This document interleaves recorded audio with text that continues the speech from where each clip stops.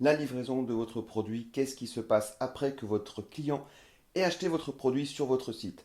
Alors, les appels à l'action, ok, c'est fait, mais ensuite, vous créez votre site internet en intégrant des appels à l'action, et ça c'est parfait, on est d'accord, mais considérez également autant d'attention à ce qui se passe après. Parce que, en premier lieu, c'est la livraison des produits.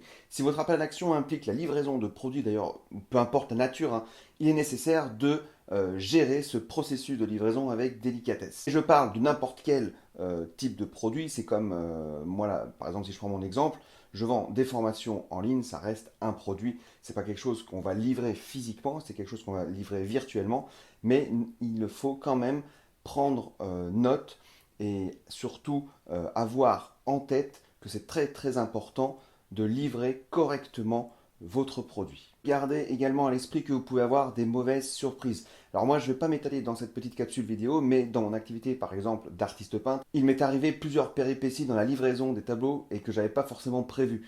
Et ça, c'est la base quand même. Donc c'est un peu gênant et surtout, ça fait perdre un temps fou. Mais bon, c'est en forgeant qu'on devient forgeron. Un petit conseil également, si vous faites payer des frais, assurez-vous d'être sans équivoque à ce propos dès le début. N'attendez pas que l'internaute ait indiqué toutes ses coordonnées avant de lui annoncer.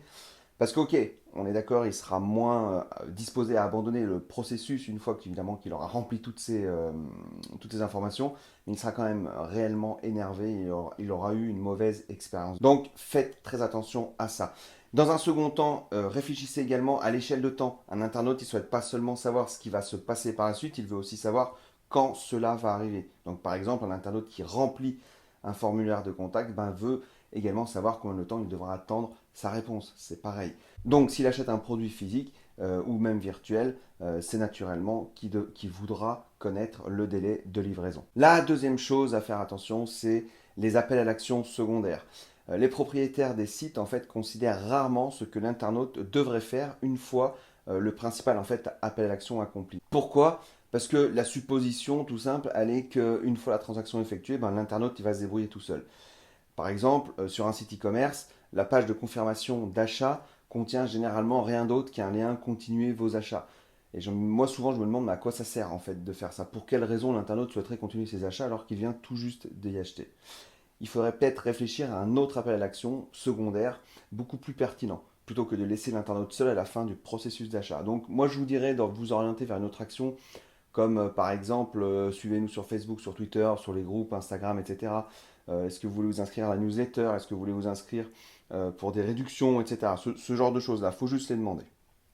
La troisième chose, attention à bien corriger les mauvais départs. Je m'explique rapidement. Un jour, moi, il y a une personne qui commande une formation via mon site et je ne sais pas vraiment pourquoi elle n'a pas pu aller au bout de cette transaction.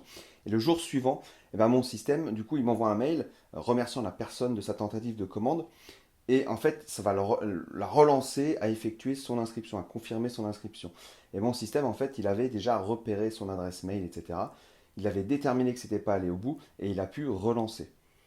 Et du coup, ça a permis tout simplement à la personne de finaliser son inscription. Et au pire, il y avait un support disponible pour expliquer le souci. Comment ça se fait que vous n'avez pas pu aller au bout. Donc ça, par exemple, c'est un très bon exemple pour encourager les internautes à finaliser un appel à l'action qu'ils n'ont pas encore terminé pour X raisons. Okay, voilà pour cette petite capsule. Donc si vous avez bien aimé, n'hésitez pas à mettre un petit pouce vers le haut. J'espère qu'elle vous a aidé. Et si jamais vous souhaitez que je développe un des sujets de ces petites capsules en bref, plus en profondeur, n'hésitez pas à le mettre dans les commentaires.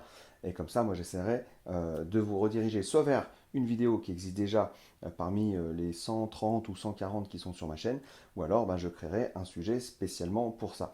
Mais dites-le moi dans les commentaires.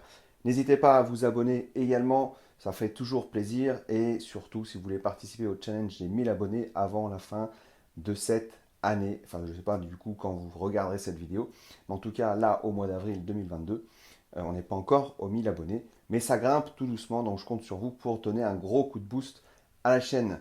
Et je sais que je peux compter sur vous. Moi je vous dis à très bientôt pour une prochaine vidéo ou un prochain podcast. Ciao.